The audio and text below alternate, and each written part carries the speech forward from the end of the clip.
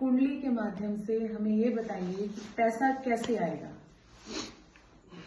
देखो, कुंडली के माध्यम से अगर हम जानना चाहें तो बहुत कुछ जान सकते हैं। पैसा हमें कौन बताता है कुंडली से?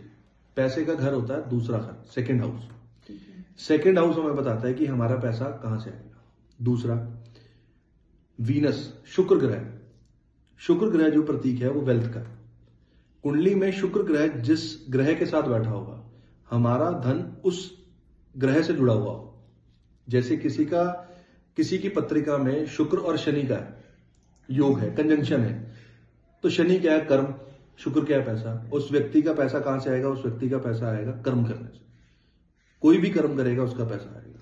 सर एक चीज और था, क्वेश्चन था एक कि आजकल बहुत ट्रेंड में है कुछ स्विच वर्ड्स, हाँ, इस टाइप के, तो क्या ये चीजें एग्जिस्ट करती हैं? देखो, मुझे उनका तो पता नहीं एग्जिस्ट करती है नहीं करती है, लेकिन हाँ ये जरूर है कि पैसा कहां से आएगा? पैसा कुंडली के दूसरे घर से आएगा। दूसरा घर यानी कि आपकी पत्रिका में दूसरा भाव, वो आपकी पत्रिका में आपके संचित धन को, आपकी वेल्थ को दर्शाता है। उस घर का प्लेनेट, उस घर में बैठा हुआ प्लेनेट आपके धन का सोर्स बनता है। आपका जो पैसा है वो वहां से आएगा।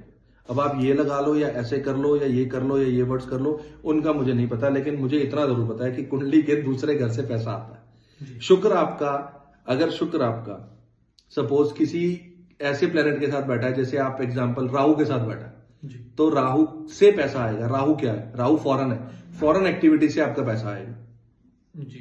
तो इसका मतलब अगर शुक्र हमारा जुपिटर के साथ बैठा है, हाँ जी, तो जुपिटर क्या है? जुपिटर ग्रोथ है, जुपिटर भाग्य है। आपका पैसा भाग्य से जुड़ा हुआ है। जुपिटर और क्या है? अगर आप जुपिटर की बात करो, ज्ञान है। आपका पैसा ज्ञान से आएगा, कंसल्टेंसी से आएगा, हायर लर्निंग से आ सकता है, कंसल्टेंसी के प्रोफेशन से आ सकता है। तो अब आप खुद समझदार हो कि लगाने से या जपने से या